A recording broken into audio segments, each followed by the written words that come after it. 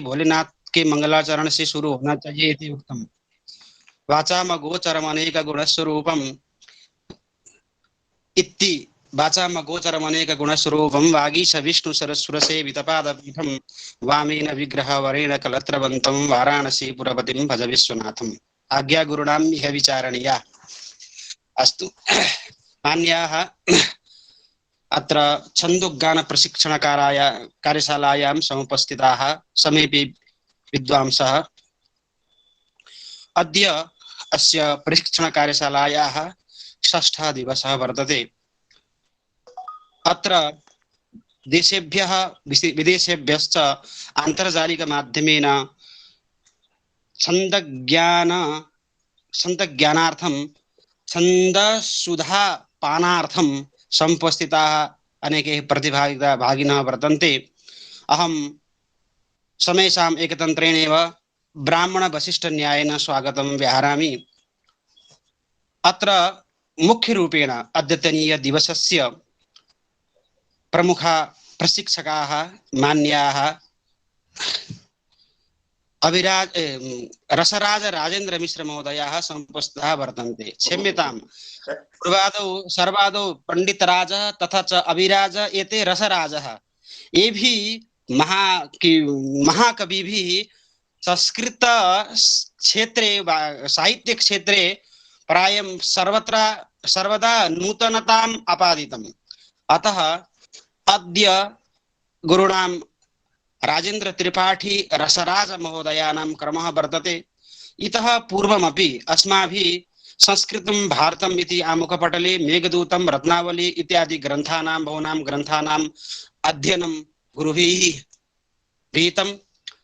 अतः सर्वादौ तेषां चरणकमलयोः प्रणतिपुरस्सरम् अहं स्वागतं व्याहरामि। गुरुवर्याः श्रीमतामत्र स्वागतम्। अथ च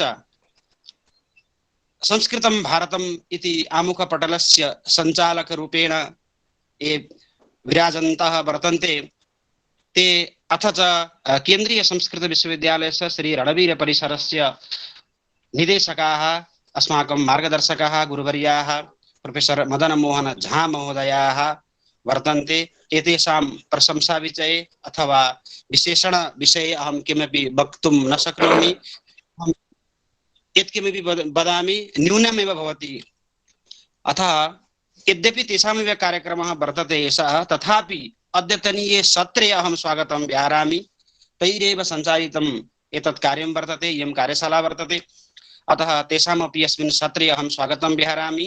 तदनु केन्द्रीय संस्कृत विश्वविद्यालयस्य रणवीरपरिसरस्य साहित्य विभागेन च आयोजिता इयं कार्यशाला वर्तते। संस्कृतं भारतं साहित्य विभागेन च संयुक्तत्वावधाने आयोजिता इयं कार्यशाला वर्तते। तस्य साहित्य विभागस्य प्रमुखाः प्रोफेसर सतीश कुमार कर्पूर महोदयाः अपि अत्र युक्ताः वर्तन्ते। तेषामपि अत्र अहं स्वागतं व्याहरामि।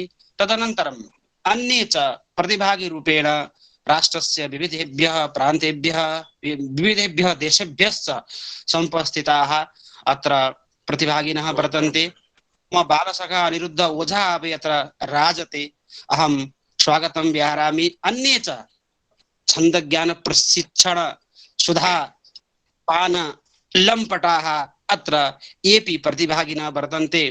सर्वेषाम् अहम् अनुक्रमेण स्वागतम् एकैकशं नाम ग्रहणं तु न सम्भवति। अथ च गुरुणां रसास्वादनाय सर्वे दत्तावधानाः वर्तन्ते। व्यवधानरूपेण आत्मानं नोपस्थाप्य गुरुचरणाः निवेद्यन्ते। कृपया अत्र अमुखपटल माध्यमेन उपस्थापित्वा अस्मान् काव्य सुधाधाराभिः अभिसिञ्चनं कुर्वन्तु इति मान्याः गुरुवर्याः प्रोफेसर राजेन्द्र त्रिपाठी रसराज महोदयाः। धन्यवाद। सर्वेभ्यो नमो नमः। सर्वप्रथम इस संस्कृत छंद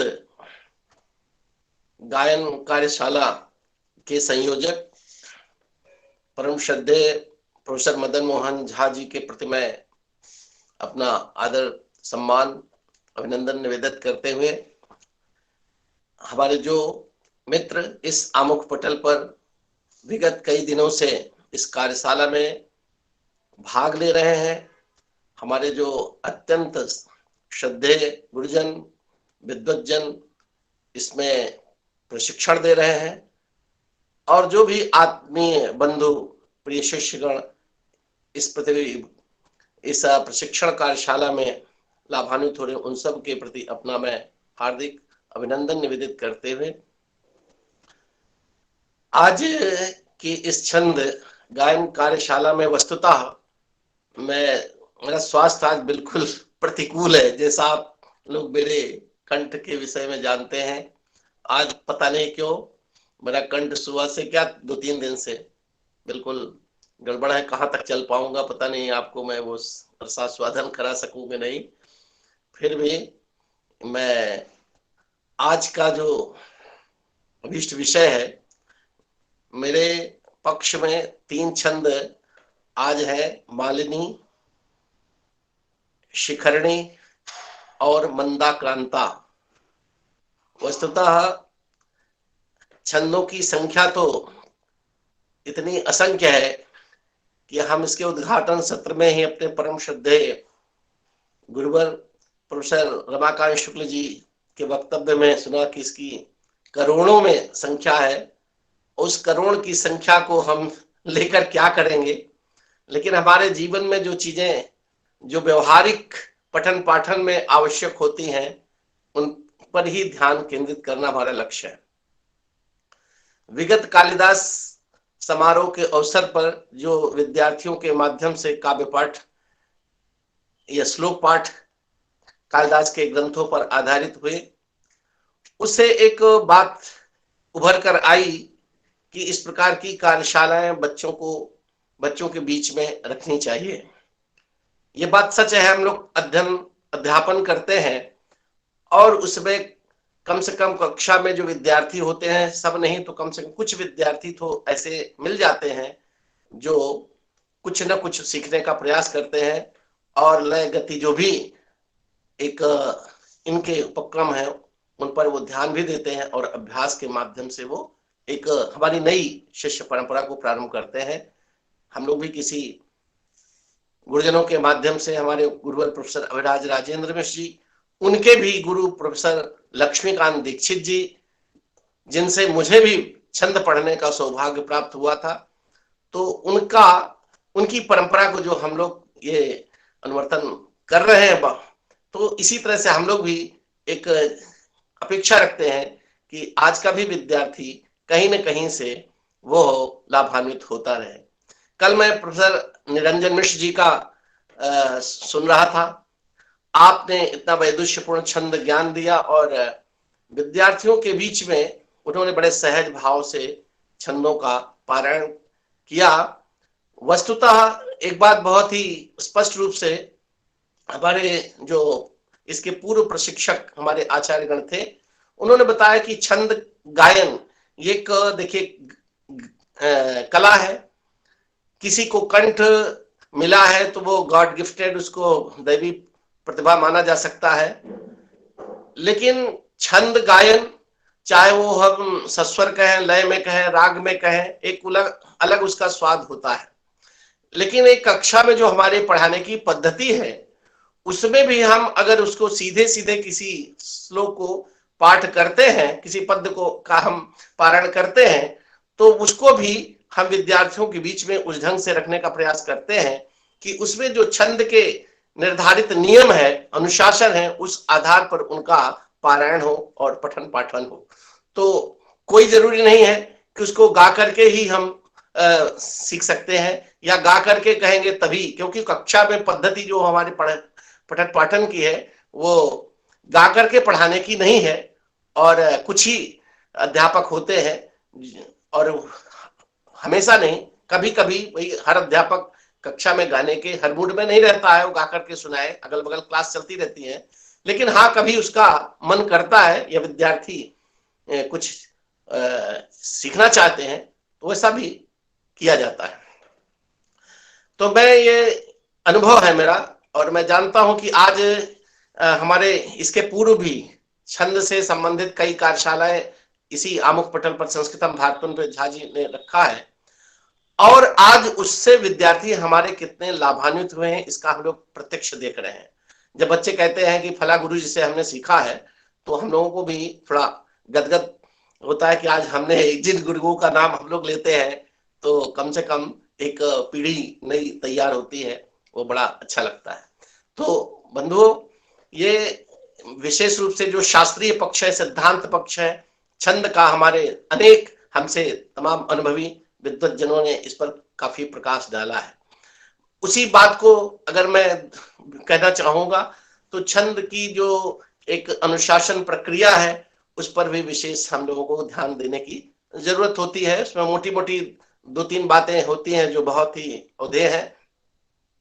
छंद में, गायन में, लय में, अब ये कंठ कैसा, ये ईश्वर प्रदत्त है, लेकिन इसकी गाने की पद्य संगीत का ज्ञान है तो उसको और अलग अलग तरीके से गाया जा सकता है। कुछ छंद हमारे इतने अच्छे होते हैं कि उसको हर गाने वाला अपने ढंग से गा सकता है। जैसे रामचरितमानस की चौपाई को आज देख लीजिए कि चाहे वो मॉडर्न गीत की धुन हो, चाहे हमारे प्राचीन फिल्मी गाने की धुन हो, आज हमारा रामचरितमानस का खंड पाठ करने वाला आप सुनिए तो उसको हर टोन में बना लेता है। तो ये हमारे संस्कृत के छंदों की ये परंपरा है। हमारा संस्कृत जो छंद है वो प्राचीनतम है। अभी एक बीच में और कार्यशाला हुई थी, गीत गजल पे हुई थी, तो गीत और गजल भी जो हमारे आज परंपरा नई अर्वाचीन संस्कृत में है वो भी हमारे संस्कृत छंदों के से ही प्रभावित है। उसको हम लोग नहीं समझ पाते थे। आज गीत रचना हम लोग कहते हैं, हम लोग सच ये है कि हम गीत लिख डालते हैं, उसको अपने स्वर में गुनगुना कर गा लेते हैं, लेकिन ये कभी नहीं सोचते हैं कि इसमें कौन सा छंद है। बाद में ढूंढते हैं तो लगता है इसमें तो ये भी छंद में है भाई। तो छंदों की इतनी संख्या है कि उसको पहचानना बड़ा मुश्किल है। तो यहाँ पर व्यवहारिक जो हमारे विद्यार्थियों के लिए विशेष रूप से जो औधेय हैं, जो प्रयोग में आने वाले छंद है लौकिक छंद के रूप में या जो हम पठन पाठन में प्रयोग करते हैं, उन्हीं छंदों को यहाँ पर विशेष रूप से रखा गया है। तो उसी में मालिनी, शिखरणी और मंदाक्रांता छंद, ये 3 बड़े ही ललित छंद हैं। इसके पूर्व भी आपने बड़े ही मधुर छंदों का प्रशिक्षण सुना।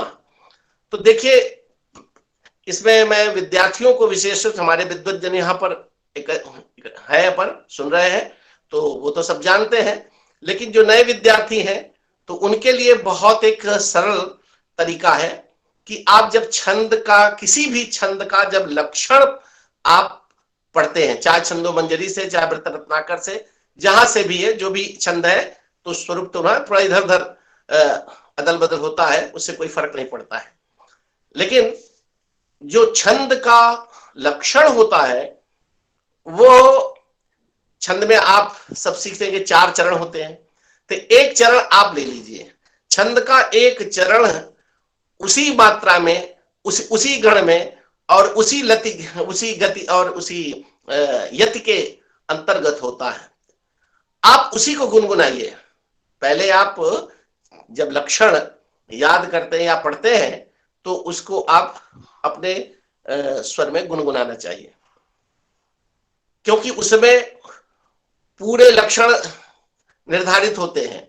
उसी में से सारे आपके लक्षण निकलते हैं, कहां पर यति होगी, कितने गण होंगे, कैसे होंगे, तो एक लक्षण में बताया जाता है। जब हम उसका उद्धरण पढ़ते हैं तो वही चीजें उसमें आती हैं। तो जब हम किसी को लय में या गान में, या विशेष रूप से गायन की बात हो रही है, तो जब हम गायन करते हैं तो पहले छंद से, वहीं से हमको गुनगुना लेना चाहिए अपने स्वर के अनुसार, किस स्वर में बैठता है। प्रशिक्षण के माध्यम से आप जो सीख रहे हो उस स्वर में चाहिए। आपके बाद भगवान ने कंठ दिया है तो आप उसको और अच्छे ढंग से कोशिश करिए। हम लोग कहीं बाहर से नहीं सीखते हैं, हम छोटे छोटे विद्यार्थियों से सीखते हैं। आपको आश्चर्य होगा कि चाहे संस्थान का की प्रतियोगिताएं चलती हैं या हम लोग अपने अपने कॉलेजों में जब कोई प्रतियोगिता कराते हैं तो उसमें तमाम विद्यार्थी आते हैं। एक एक से विद्यार्थी ऐसे से स्वर में पढ़ते हैं कि हम लोग उससे ललचाते हैं कि यार इसका तो स्वर हमसे भी अच्छा है। तो उस स्वर को हम लोग अभी भी, मैं तो भाई छोटे छोटे बच्चों से सीखता हूँ। छोटे छोटे बच्चे तक कभी कभी इतना मधुर गायन करते हैं कि उनसे सीखना पड़ता है, हम लोग सीखते हैं। तो ये आदत हमेशा होनी चाहिए।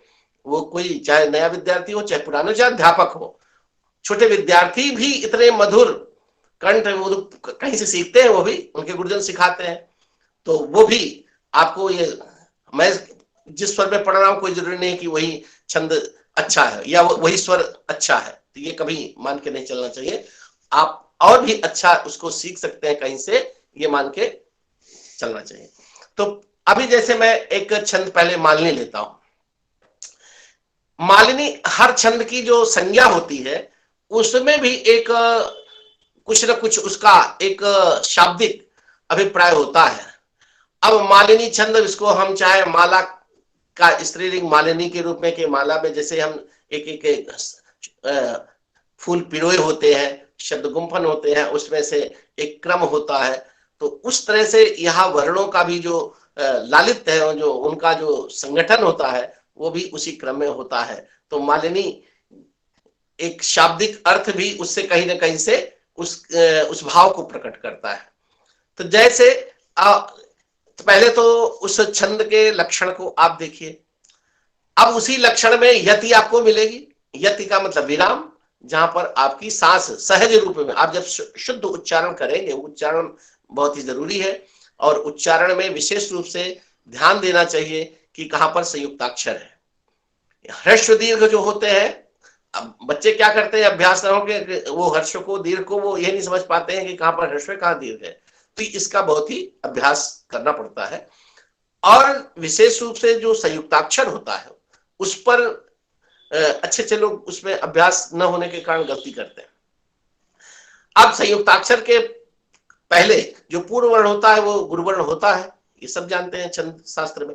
तो वो जब हम उसको पढ़ेंगे तो स्वाभाविक है उसको हम गुरु के रूप में उच्चारण करेंगे। उसका भी जब हम पारायण करते हैं, पाठ करते हैं, तो वहां पे उस प्रकार का दीर्घ उसमें स्वर आना चाहिए।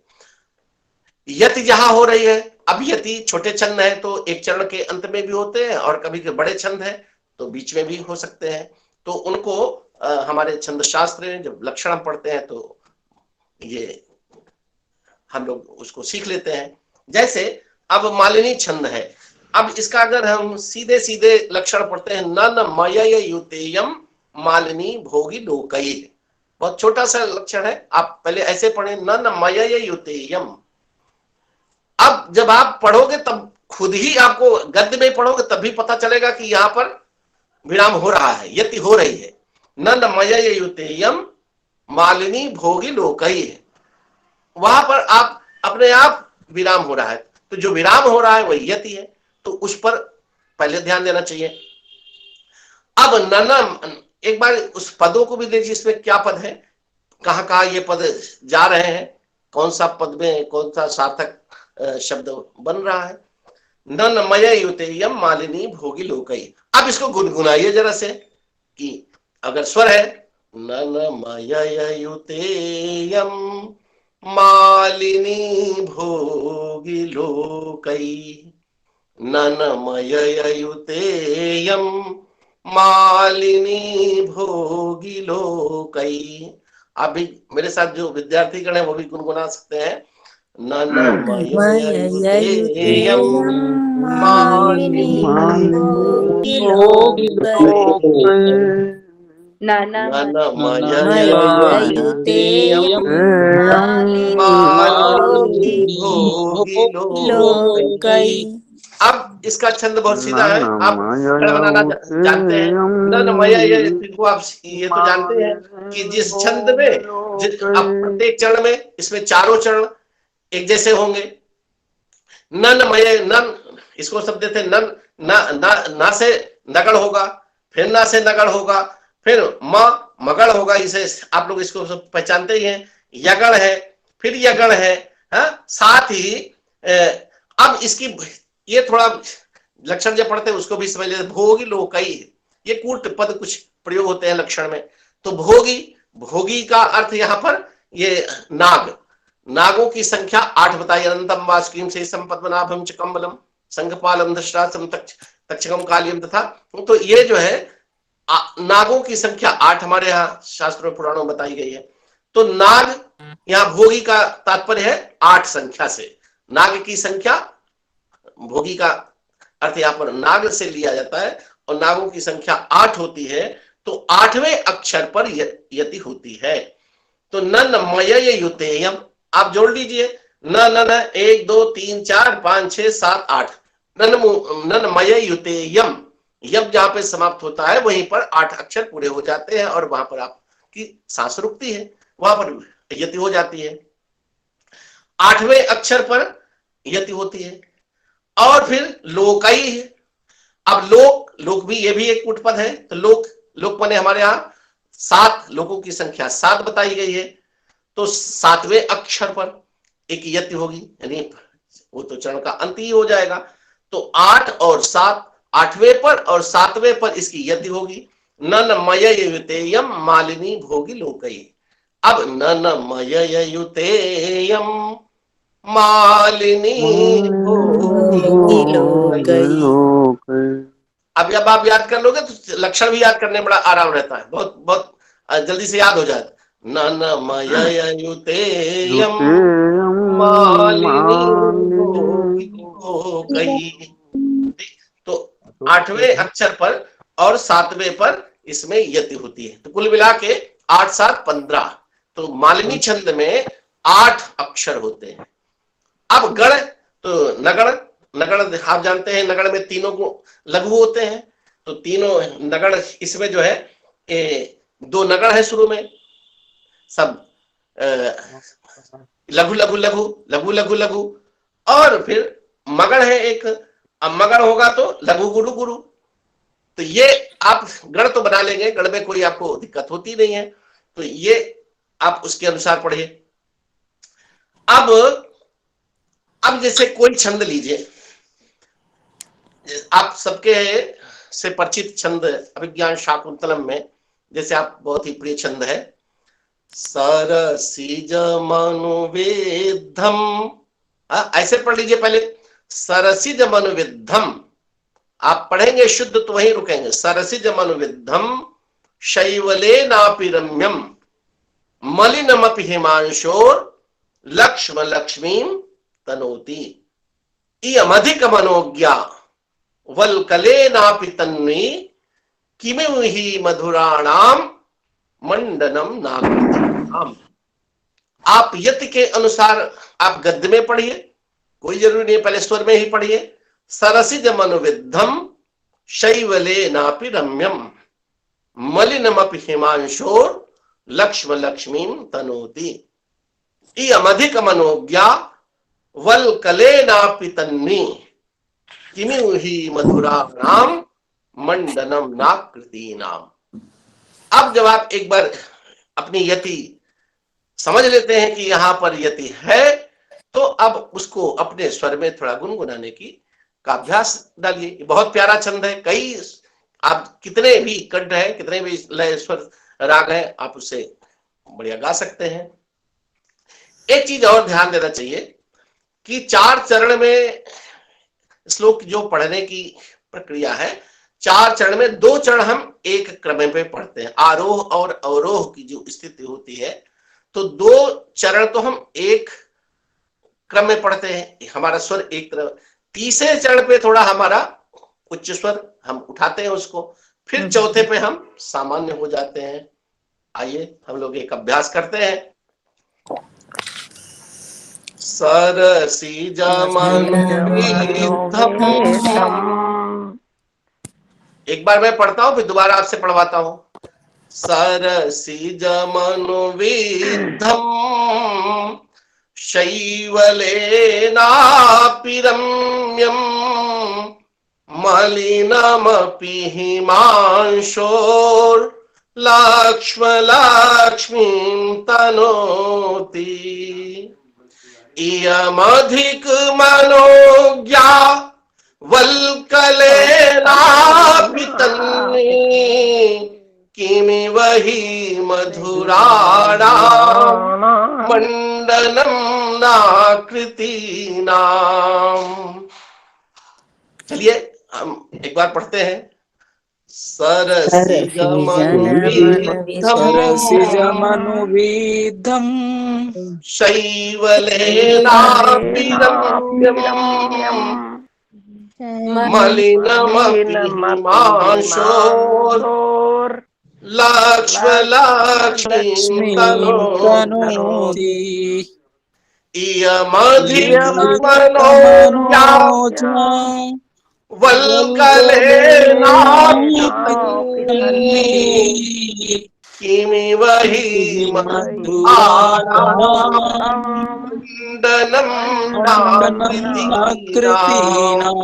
अब एक स्वर तो ये है, अब एक और प्रवाह में आप इसको सरसिजमनुविद्धं शैवलेनापि रम्यम् सरसिजमनुविद्धं शैवलेनापि रम्यम् मलिनमपि हिमांशो लक्ष्मीं तनोति इयमधिक मनोज्ञा वल्कलेनापि तन्वी किमिव हि मधुराणां मंडनम नाकृतीनाम। अभी जैसे उसमें आप ऋतु संहार में शरद ऋतु का वर्णन पढ़ रहे हैं, उसमें बहुत से प्रयोग आए हैं। शरदि कुमुद संगात् वायवो वान्ति शीता विगत जलद वृंदा दिग्विभागा मनोज्ञा विगत कलुषबंभ शान पंका धरित्री विमल किरण चंद्रम व्योम तारा विचित्रम कर कमल मनोज्ञा कांत संसक्त हस्ता वदन विजित चंद्रा काशीदन्यास्तरुण्यः रचित कुसुम गंधि प्रायशो यान्ति वेश्म प्रबल मदन हेतोस् त्यक्त संगीत रागा सुरत रस विलासा सत्सखी भी समेता असमसर विनोदम सूचयन्ति प्रकामम। अब सूचयन्ति प्रकामम, अब जैसे प्र आ गया तो सूचयन्ति प्रकामम, ये सब उच्चारण में पढ़ेंगे तो बहुत अच्छा लगेगा। तो अनुपम मुख रागा रात्रि मध्य विनोदम शरदि तरुण कांता सूचयन्ति प्रमोदान। तो इस तरह से मालिनी छंद को आप अनेक स्वर में इसको पढ़ सकते हैं। बस केवल दो चीज ध्यान रखें, यदि आप यदि न बिगड़ने पाए और संयुक्त अक्षर कहाँ है उसको, और ये आरोह अवरोह दो चरण को एक साथ, तीसरे को थोड़ा उठाइए और फिर चौथे पे आ जाइए। स्वर आप अदल बदल सकते हैं। ये छंद इस तरह का है कि कई स्वर में भी आप पढ़ सकते हैं, पढ़ते हैं विद्यार्थी भी बहुत अच्छे कभी कभी सुनने को मिलता है कंठ में। तो ये एक बहुत ही सहज सरल और मधुर मालिनी छंद माना जाता है। इसका बहुत ही आप श्रृंगार में भी कह लीजिए, प्रकृति में ले लीजिए, तो इसका बड़ा ही ललित मधुर स्वर छंद जिसे कहते हैं उसमें ये गिनती होती है। तो आगे बढ़े, दूसरे में चले। हाँ, जैसे हमारे लिख रहे हैं जयती जयती, तो छंद तो भाई आपको बहुत मिलेंगे। ये तो एक प्रयोग हम यहाँ उदाहरण के रूप में जो विद्यार्थी पढ़ रहे हैं एक उदाहरण यहाँ पर प्रस्तुत कर रहे हैं। बाकी तो सरसिज इसमें आपको कोई भी छंद बहुत मिलेंगे। तो एक जैसे ये मालिनी छंद है। अब एक और कोई जिज्ञासा होगी तभी भी आप लोग बताइएगा, क्योंकि आज प्रशिक्षण हो रहा है, तो इसमें हम चाह रहे हैं कि विद्यार्थी भी गुनगुनाए हमसे ज्यादा। हमारे ये तो उदाहरण है ना, इसको बोल के बताना बलधामम वाला। हाँ, अब जैसे आप लोग पढ़िए इसको, जहाँ देखते कोई इसको पढ़ेगा तो हमें थोड़ा और अच्छा लगेगा। सर मैं सुनाती हूँ एक उदाहरण। बलधामम। हाँ जी, हाँ मैं सुनाऊंगा। मैं इसके लक्षण को 4 बार बोलूंगी, वो श्लोक की तरह से होगा। हाँ ठीक है, बोलो बोलो। न मायया युतेयं मालिनी भोगिलोकै। फिर से पढ़िए, युतेयम पे थोड़ा रुको। मायया युतेयं मालिनी भोगिलोकै। न भाई युतेयम पे सांस ले लो तो और थोड़ा से अलगाव हो जाएगा। अच्छा, न मायया युतेयं मालिनी भोगिलोकै।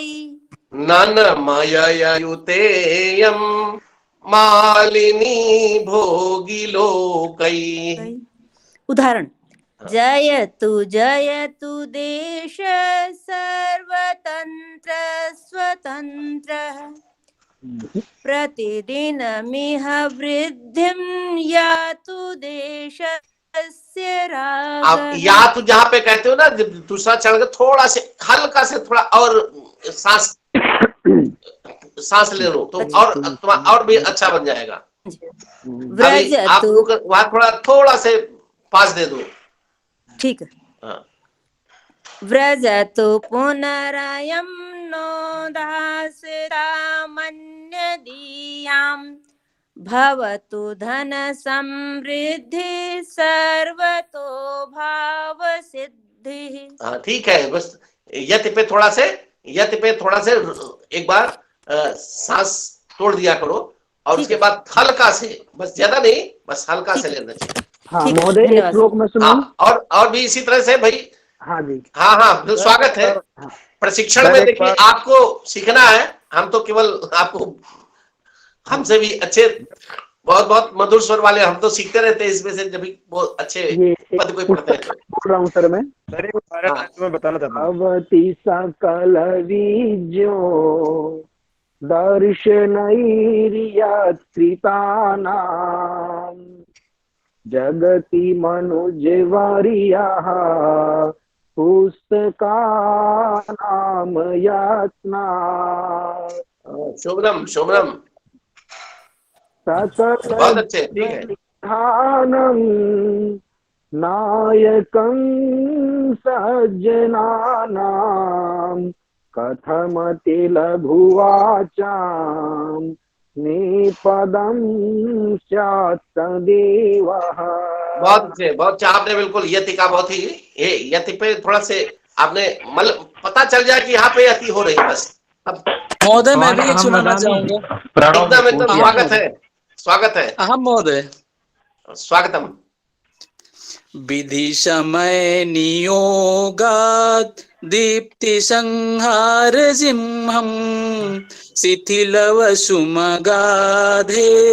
मग्नमातत्पयोधौ, रिपुतिमिरमुदस्यो दीयमानं दिनादौ, दिनकृतमिव लक्ष्मीस्त्वां समभ्येतु भूयः। साधु शुभम। अहं गातुमिच्छामि। प्रणौमि पूज्यान्। स्वागतम। ये स्वागतम। मालिनी भोगिलोकै,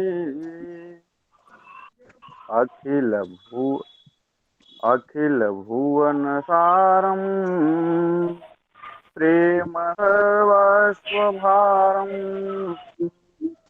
नवमदन विकारं सौख्य सिंधु प्रचारं, रस मधुर विहारं राधिका कंठहारं, प्रणमत सुकुमारं श्री यशोदा कुमारम। बहुत शोभनम। भवान अहम वदामि।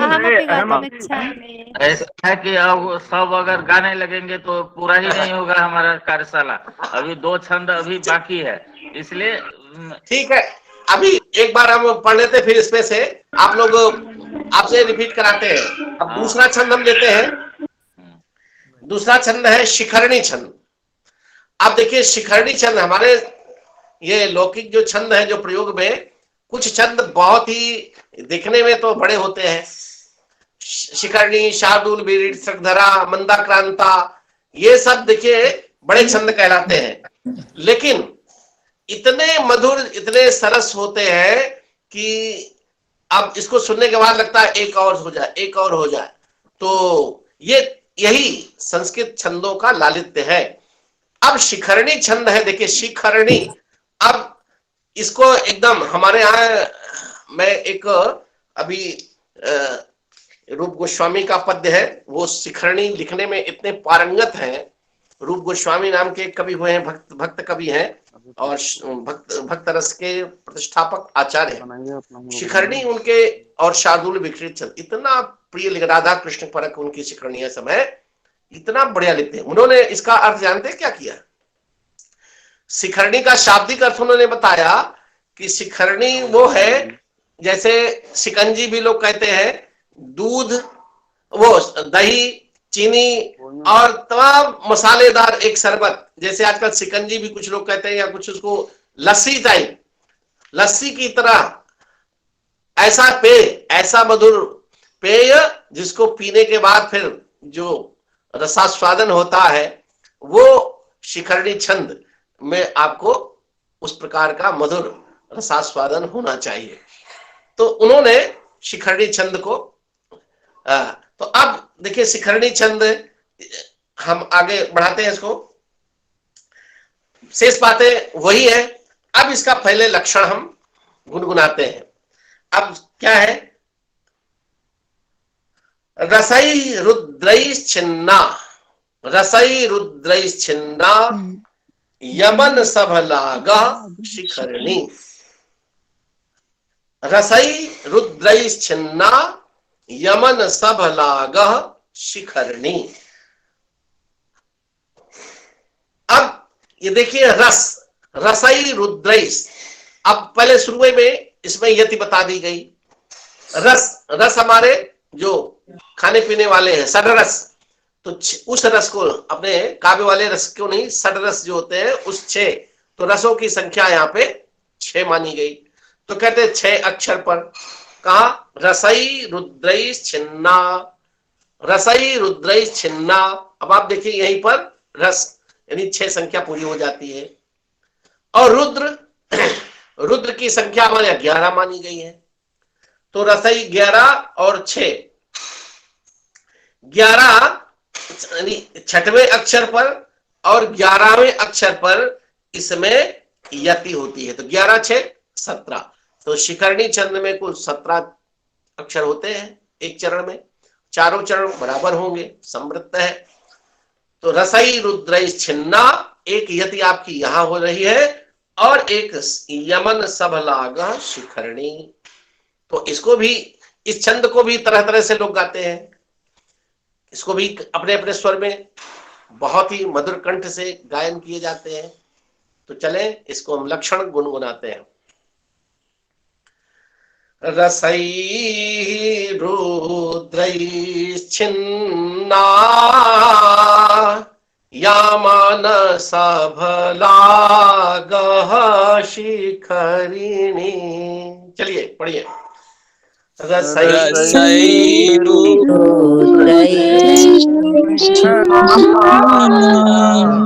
यामान सभलागः शिखरिणी। रसई, अब एक बार और तक देखें। रसई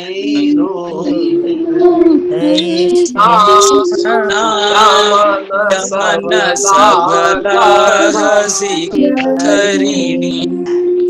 रसई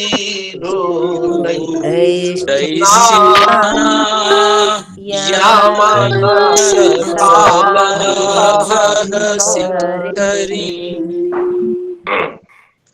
अब देखिए इसमें रस, रस की संख्या 6 और गुरुद्र 11 संख्यक अक्षरों के बाद यति होती है।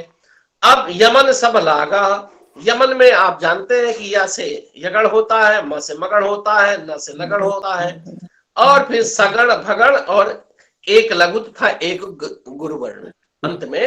तो इस प्रकार से जो छंद बनता है उसको शिखरणी छंद कहते हैं। अब हमें 6वें अक्षर को ध्यान देना चाहिए, कहाँ पड़ेगा, और 11वां अक्षर, बस 2 बीच में एक यति है, बाकी चरण का अंत है, तो इसमें कोई दिक्कत होनी नहीं है। तो पहले वाले 6वें अक्षर पर आपकी यति होगी। आप ही का अभिज्ञान शाकुंतलम को उदाहरण लेते हैं।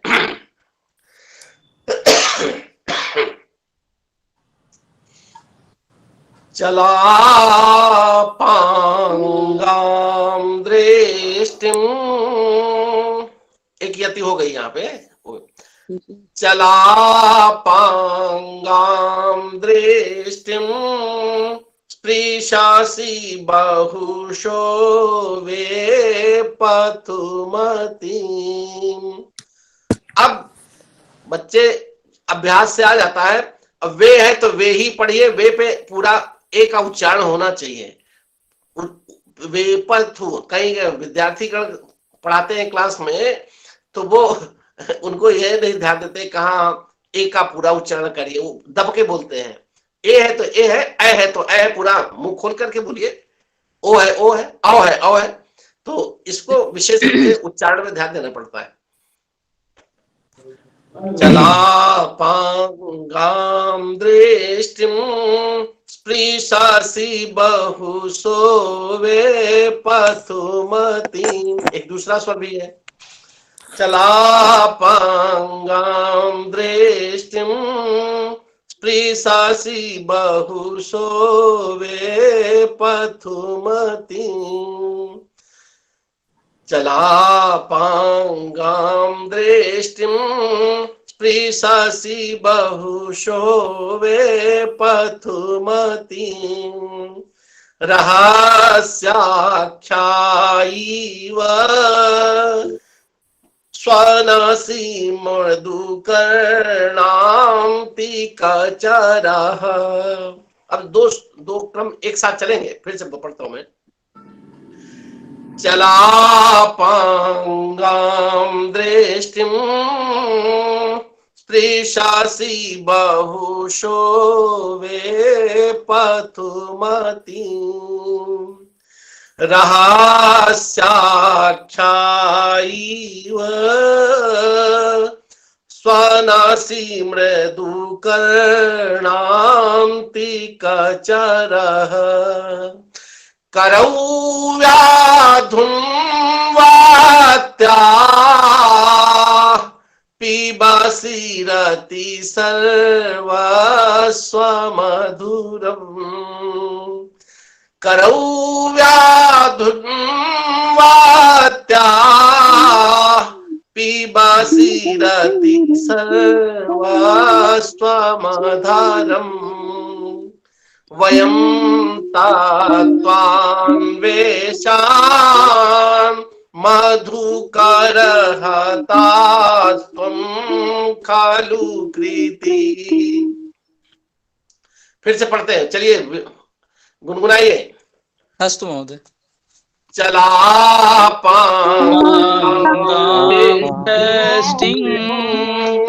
स्पृशासि बहुशो वे पथुमतीम। आप देखिए, बहुत से स्पृशासि सा का उच्चारण देखिए आधा सा है, इसको बहुत सावधानी से करने की जरूरत पड़ती है। चला पांगाम दृष्टिम स्पृशासि बहुशो वे पथुमतीम। रहस्याख्यायैव स्वनासि मृदुकर्णां करौ व्याधुन्वात्या पिबासि रति सर्वस्वमधुरम्। वयं तात्वान्वेषान् मधुकरहतास्त्वं खलु कृति। तो ये शिखरणी छंद देखिए, हमें तो भाई हमारा तो बहुत प्रिय छंद है, हमको तो बहुत प्रिय लगता है ये। और आप लोगों को मेरे ये गायन में आप पूजा पाठ करते हैं। न मंत्रम नो यंत्रम तदापि च न जाने स्तुति महो। भाव भी आप विनम्रता, जब देवी की स्तुति में आप एकदम अपने को नतमस्तक कर देते हैं कि माँ मेरे पास तो कुछ है ही नहीं है, तो आप उसी भाव में डूब भी जाइए शिखरणी पढ़ने से। देखिए देवी तो प्रसन्न होंगी। नमन हे देवी मेरे पास क्या है, न मैं मंत्र जानता हूँ। न मंत्रम नो यंत्रम तदापि च न जाने स्तुति महो। ज्ञानम तदापि च न जाने न जाने मुद्राए तदापि च न जाने परम जाने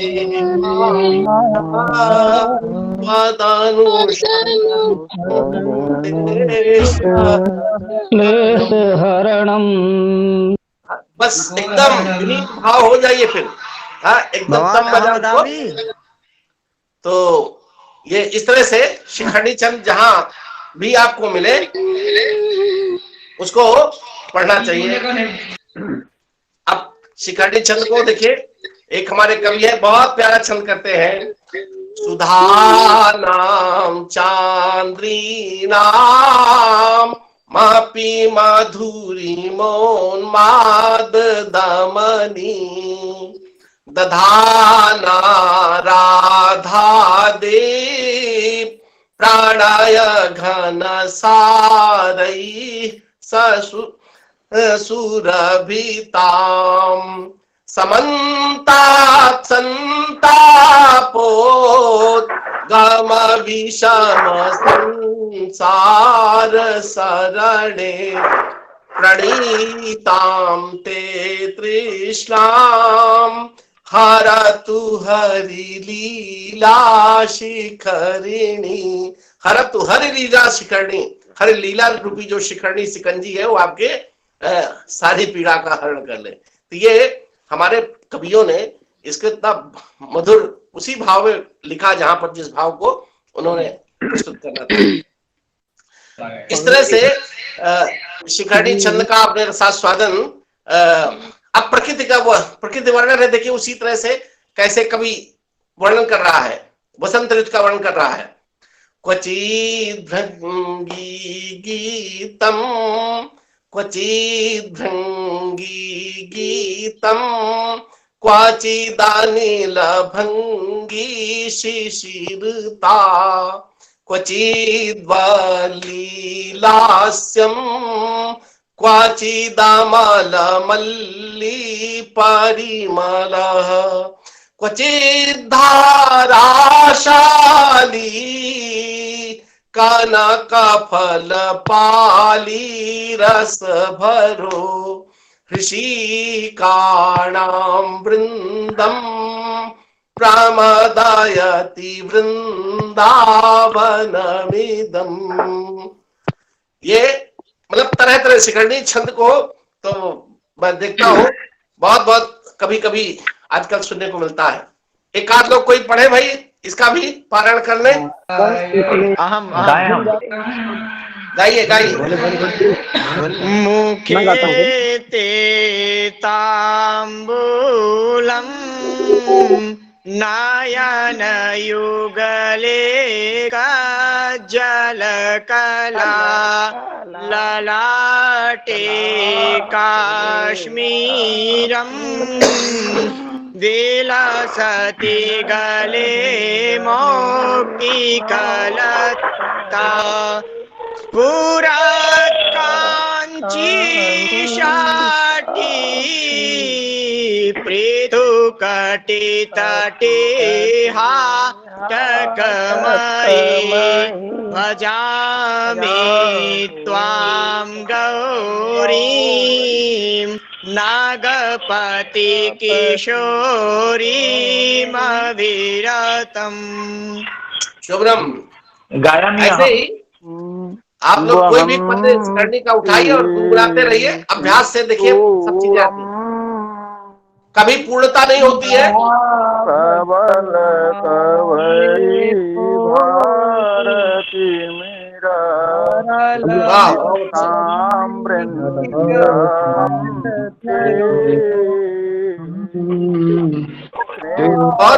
बहुत मधुर छंद। इसको आप जितने उतने पढ़ पाएंगे।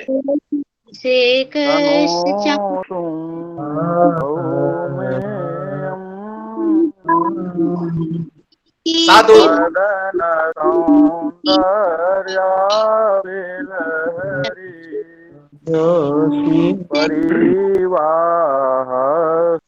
चलिए, अब इस कार्यशाला के बाद एक प्रशिक्षण जिन्होंने इसमें प्रतिभागिता किया है उनका पाठ रह जाएगा।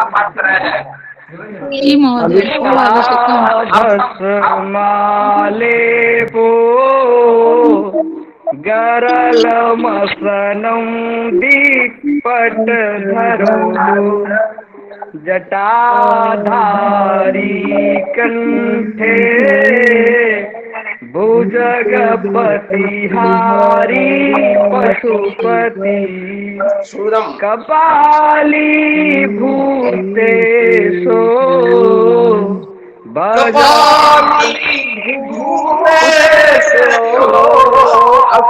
भजति जगदीशैकपदमी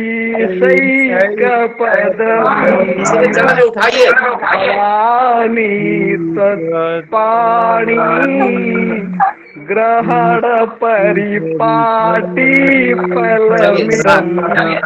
साधु साधु। अब आइए तीसरा छंद मंदाक्रांता है। क्योंकि समय भी हो रहा है तो आप लोग इसको अब इसके बाद आप लोगों का एक प्रशिक्षण जो हुआ है इस पर आप लोगों से पाठ कराया जाएगा, आप लोग उसमें भाग लीजिएगा। अब ये तीसरा आज का जो हमारा छंद है मंदाक्रांता। देखिए मंदाक्रांता भी बहुत ही ये बड़े छंद जो होते हैं उनमें ये भी है मंदाक्रांता। अब इसमें कुल 17 अक्षर होते, इसमें भी है मंदाक्रांता जलधि षडगैर बभौ नतौ तात गुरु चेत। तो अब इसमें जलधि षडगैर, जलधि षड अग, यहाँ पे देखिए कितने पद है। जलधि षड और अग। जलधि सागर को कहते हैं, समुद्र को। तो ये हमारे यहाँ जलधि की संख्या 4 बताई गई है। तो चौथे अक्षर पर एक यति यहाँ आपको मिलेगी। अग जलधि षड का मतलब 6, सीधे 6 अक्षर संख्या आए हैं। षड पर 6वें अक्षर पर। और अग का तात्पर्य यहाँ पर्वतों की संख्या से है। तो पर्वतों की संख्या बने 7 मानी गई है। तो यहाँ पर 3 ये पूरे चरण यानी 17 अक्षर का ये छंद है मंदाक्रांता। तो इसमें क्रमशः चौथे पर, छठे पे और 7वें पर, तो 4, 6, 10, 7, 17 अक्षर हो गए। तो चौथे पर, छठवें पर और 7वें पर यति होगी। यही ध्यान देना चाहिए। मंदाक्रांता। देखिए आप जब पढ़ेंगे लक्षण खुद ही आपको वहीं रुकना ही पड़ेगा। मंदाक्रांता जलधि षडगैर मभौ नतौ तात गुरु चेत। मंदाक्रांता जलधि षडगैर मभौ नतौ तात गुरु चेत। अब चलिए बाकी और सब नियम हम तो जानते हैं। तो मभौ नतौ तात, मगड़, इसमें एक मगड़ है, भगड़ है, लगड़ है, तगड़ है और अंत में इसके 2 गुरुवर्ण होते हैं।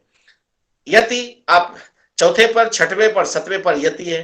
तो ऐसे इसको मंदाक्रांता। देखिए और इसमें देखिए कालिदास ने चूंकि मेघदूत लिखा और मंदाक्रांता छंद, हमने इसको मंदाक्रांता छंद पर मैंने इसके पहले भी संस्कृतम भारतम पे कालिदास ने कहां से प्रेरणा प्राप्त की हमने गीत के माध्यम से आपको सुनाया था, सारंगा सुना करके हिंदी गीत। तो खैर वो प्रसंगात में नहीं यहाँ पर प्रस्तुत कर रहा हूं।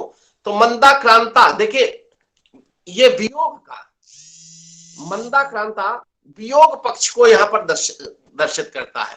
इसमें मंद आक्रंद आक्रंदनम, यानी जिसे क्रंदन, विलाप जिसको कहते हैं। अरे जैसे कोई आदमी देखे, कभी कभी खुशहाली में भी आप देखते हैं, गांव की परंपरा देखी, ये मंदाक्रांता छंद लोक से मैंने उसको जोड़ा था। आप अभी गांव में देखिए, जब कोई विदाई होती है, बहन बेटी विदा होती हैं, तो वो भेंटती हैं, महिलाएं भेंटती है, भेंट करके भी गायन करती हैं, गाती हैं, वो मतलब रोती है, भेंटती है, तो वो ऐसी ऐसी बेटी संबोधन करके में गायन गाती है। और जब कोई मृत्यु होता है, भाई कोई शोक होता है, वियोग होता है, तो उसमें तो फिर रोती है ही है, और रोती भी है तो इतना उनके राग और लय होती है कि वो भी एक अलग छंद है। तो कालिदास इस लोक से बहुत परिचित है, आप सब जानते हैं। तो मंदाक्रांता छंद को उन्होंने यक्ष के वियोग में इसीलिए चुना कि उसमें वो तो बेचारा व्याकुल है, पड़ा है रामगिरी आश्रम पर, और वहां पर अपनी वियोगिनी के पक्ष में तो तड़प रहा है। तो उस तड़प में जो उसकी क्रंदन, उसकी जो कराह है, क्रंदन का मतलब है एकदम आह, जो भीतर से पीड़ा निकल आए, एकदम पीड़ा से, जो वियोग में एकदम व्यथित यक्ष की जो हृदय की जो वियोग उसका फूट पड़ता है। तो कालिदास तो स्वयं यक्ष थे, उनके जो पद शब्द निकले हैं मंदाक्रांता छंद में, वही यक्ष के मुख से वो कहला रहे हैं। तो इसमें तो बहुत ही देखिए उनका भाव पक्ष जो है वो वियोग से जुड़ा हुआ है, तो वो भाव आना चाहिए। अब जैसे मेघदूत आपका सबसे प्रिय छंद है, पूरा मेघदूत मंदाक्रांता छंद में है, तो चलिए इसको भी कई स्वर में आप पढ़ सकते हैं, इसके भी कई स्वर राग हो सकते हैं। तो अब जैसे मैं मेघदूत को उठाता हूं, अब पहला पद लेते हैं आप, कश्चित कांता, आप क्लास में पढ़ाते हैं तो इसी तरह आप पढ़ाएंगे, कश्चित कांता विरह गुरुणा स्वाधिकारात् प्रमत्तः। 3 जगह आपकी यति है तो 3 जगह लीजिए कहाँ है, कश्चित कांता विरह गुरुणा स्वाधिकारात् प्रमत्तः शापेनास्तं गमित महिमा वर्ष भोग्येन भर्तुः यक्षश्चक्रे जनक तनयास नान पुण्योदकेषु स्निग्धच्छाया तरसु वसतिम राम गिर्याश्रमेषु। आप गद्य भी मतलब ऐसे भी पारण करेंगे तो आपकी यति वहीं होगी, गायन में करेंगे तब भी और ऐसे पढ़ेंगे तब भी। कश्चित कांता, उसके आगे आप बढ़ ही नहीं पाएंगे। कश्चित कांता विरह गुरुणा, कांता ता अगर पूरा कहेंगे, और विद्यार्थीगण क्या करते हैं, पूरा ता बोलते ही नहीं है, ह्रस्व दीर्घ का अंतर ही नहीं कर पाते हैं। कश्चित कांता विरह गुरुणा स्वाधिकारात् प्रमत्तः शापे नास्तं गमित महिमा वर्ष भोग्येन भर्तुः यक्षश्चक्रे जनक तनयास नान पुण्योदकेषु स्निग्धच्छाया तरसु वसतिम राम गिर्याश्रमेषु। चलिए अब इसको छंद में, जैसे हम लक्षण में इसको नहीं सुनाए थे,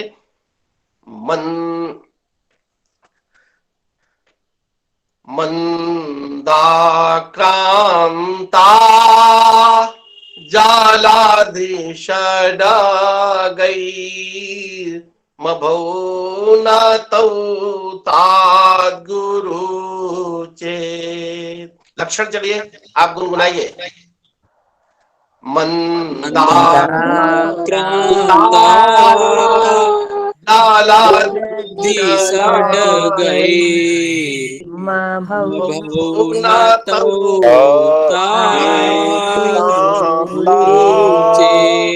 माँ आधा है, ये पूरा नहीं कह रहे हैं। मंदाक्रांता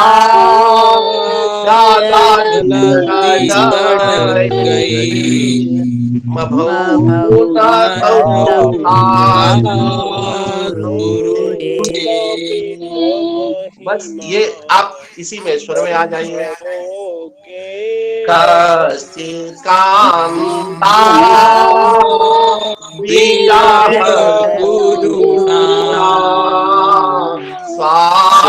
स्वाधिकारात्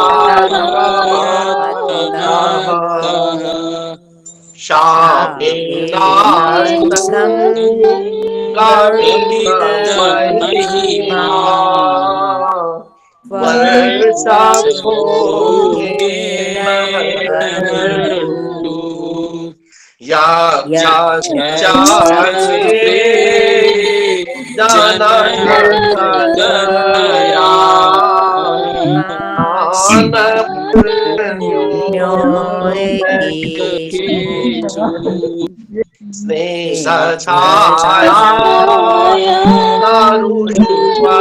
शास्त्रे राम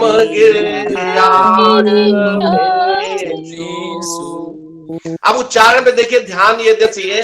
जैसे अब विद्यार्थी पढ़ यक्षस चक्रे, अब उसमें अब स्निग्धत छाया है, अब वो कहेंगे स्निग्धत छाया, इस ई को आप सा को बल्कि उस सा को साइलेंट, स्निग्धत छाया, सा का आधा सा है वहां पे, तो ई का उच्चारण नहीं होना चाहिए। तो ये सब यही उच्चारण में दोष हो जाते पे ये छंद भंग होने लगता है। तो ये जहां पर आधे सा आधा सा पड़ता है या इस तरह से कहीं बीच में, तो इसका बहुत उच्चारण में कश्चित, अब कश्चित कांता जब कश्चित में ता जैसे ता आधे है तो हम ता उसको पूरा उसको आधे बोलिए, कश्चित कांता वीराः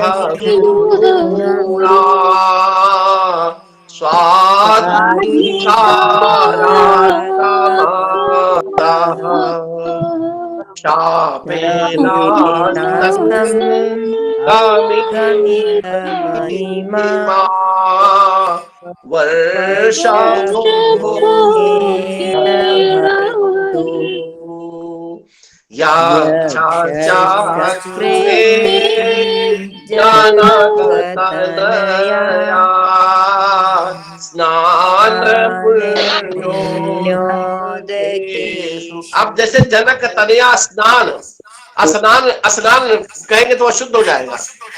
स्नान सा का जो है केवल उच्चारण करिए, यक्षश्चक्रे जनक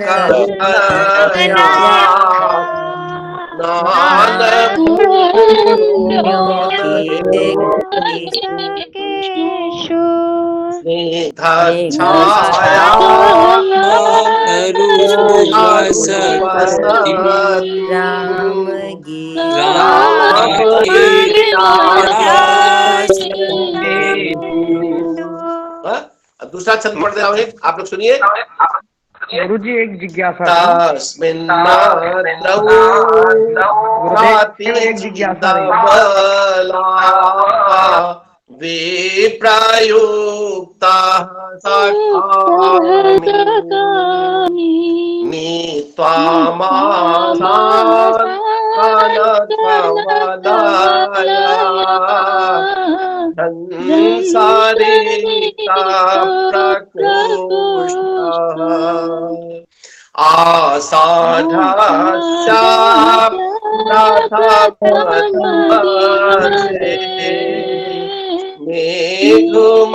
मेघमाश्लिष्ट सानुं वा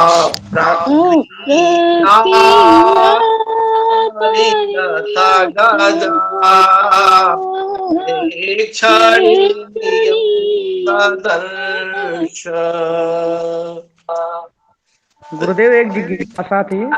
हाँ सुनिए, सुनाइए बाप ने कहा जी। जैसे ये मंदा क्रांतिया है, विरह के योग में ही हम इसमें रचना कर सकते हैं अथवा विजय के उपलक्ष्य में या किसी अन्य के उसमें भी किया जा सकता है? देखिए, लिखने के लिए तो आप किसी भी लिख सकते हैं, लेकिन इसका जो आप पढ़ोगे ना जी, तो आपको वो लय उसी में आती है। कोई दुखद कोई भाव को ही व्यक्त करने वाला ये छंद है। अब जैसे दूसरे भी छंद में मैं इसको पढ़ता हूँ। पहले चुप शांत रहे, पहले इनका सुन ले, आचार्य जी का पहले सुन ले, उसके बाद किसी को बोलना तो बोले, नहीं तो आचार्य जी की आवाज दब जाती है। जी जैसे विज्ञान देखिए, इसको दूसरे भी लय में आप पढ़ने में पढ़ेंगे, भाव इसमें है, मतलब इसका मंदा क्रांता मतलब मंद मंद आपका क्रंदन, क्रंदन मतलब वही आपका विलाप, थोड़ा से दुख प्रकट होना चाहिए इस प्रकार का, तो इसका भाव तभी आएगा असला। तस्मिन, अब तस्मिनाद्रौ, अब दूसरे भी लय में आप पढ़िए, तस्मिनाद्रौ कतिचिदबला विप्रयुक्ताः सकामी नीत्वामासान् कनकवलया भ्रंसरिक्ता प्रकोष्ठः आषाढस्य प्रथम दिवसे मेघमाश्लिष्ट सानुम् वप्रक्रीडा परिणत गजा प्रेक्षणीयं ददर्श। अब आपको भाव आना चाहिए कि किस विरह में वो बेचारा अपना संदेश देने के लिए निवेदन कर रहा है। तस्य स्थित्वा कथमपि पुरः कौतुकाधान हेतो अंतवास्पास चिरमनुचरो राज राजास्य दाध्यौ मेघालोके भवति सुखिनो मेघालोके भवति सुखिनो प्यनन्यथा वृत्ति चेतः कंठश्लेषा प्रणयिनी जने किं पुनर्दूर संस्थे। अब ये एक संदेश भेजने की मनस्थिति में आप जब तो यहाँ तो मेघदूत में पढ़ रहा हूं, तो मेघदूत में तो आपका यही भाव आएगा। अब लय आपकी दूसरी हो सकती है, आपके स्वर के अनुकूल होगी। तो देखिए गायन की पद्धति, ये आपने स्वर तरह तरह से भिन्न हो सकते हैं और अच्छा मधुर गायन किया जा सकता है।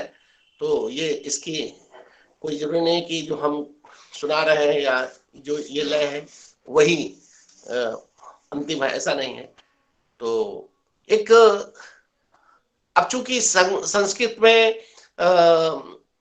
छंद का एक अनुशासन है, उस अनुशासन के अनुसार हम लोग जब थोड़ा उसको ध्यान से पढ़ते हैं या जो कवि लिखता है तो भाव के अनुकूल उसी तरह के पद्य आते भी हैं। जब महाकाव्य लिखे जाते हैं, अब किरातार्जुनीयम जैसे आपने वंशस्थ छंद में देखा, रघुवंश देखा, तो उस तरह के वहां पे छंदों का भी प्रयोग किया जाता है। अब वीर रस का कोई वर्णन हो रहा है तो वहां देख रहे हैं आजकल ज्यादा शार्दुल विक्रीतम छंद का प्रयोग है, मंदाक्रांता वियोग पक्ष में है, प्रकृति वर्णन में अलग आप देखते हैं। तो इस तरह से तो आज तो झा साहब भगवती ने जो भी साथ दिया, आज मेरा कंठ तो मैं डर रहा था कि मैं सस्वर कुछ सुनाई नहीं पाऊंगा। तो नहीं सर, बहुत अच्छा रहा। 3 दिन से तो मेरा कंठ गायब है, फिर भी आप जिस तो किसी बोलते रूप ही में आज स्वर में ही है। प्रशिक्षण चूंकि हो रहा है, हमारे विद्यार्थी जो भी इसको सुन रहे हैं, अब एक निवेदन ये है कि अब एक पुनः जो हमारे प्रतिभागी हैं वो उन्होंने क्या सीखा, क्या अभ्यास किया, इसका भी एक पारायण होगा भविष्य में। तो मैं समझता हूँ आज समय हो गया है। झा साहब अनुमति दे तो मैं यहीं पर वाणी को विराम दूं। बहुत बहुत धन्यवाद आप सबको। बहुत बहुत धन्यवाद देव जी। पंकज जी, प्रणाम गुरुवर। ओडल जी,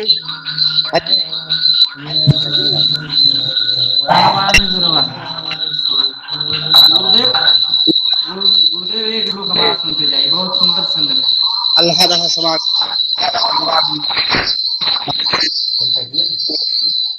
अथ च गुरूणां कण्ठपाठेन न्यूनमेव अत्र प्राणियः व्यास एव समजात वयं सर्वेपि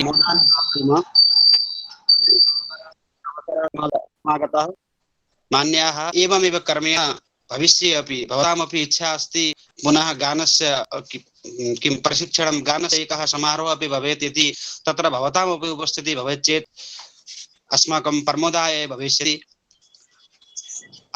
अद्य अस्माकं निवेदनम् अङ्गीकृत्य निजे व्यस्तेपि जीवने अस्वस्थकालेपि बहुमूल्यं समयं प्रदाय अस्मान् कृतार्थी कृतवन्तः।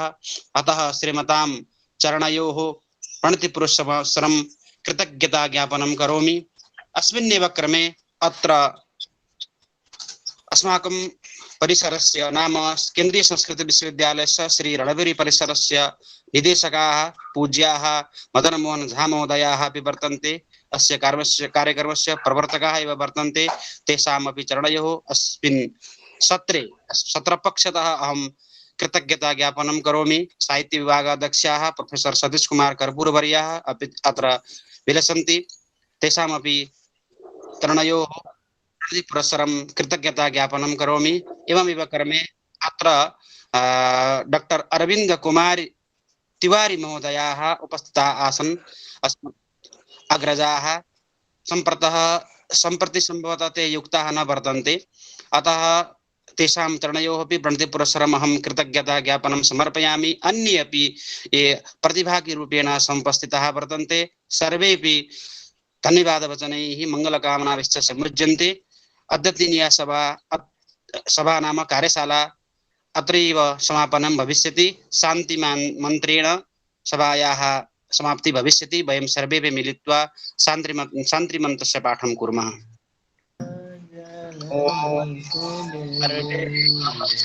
सन्तु सुखिनः सर्वे सन्तु निरामया सर्वे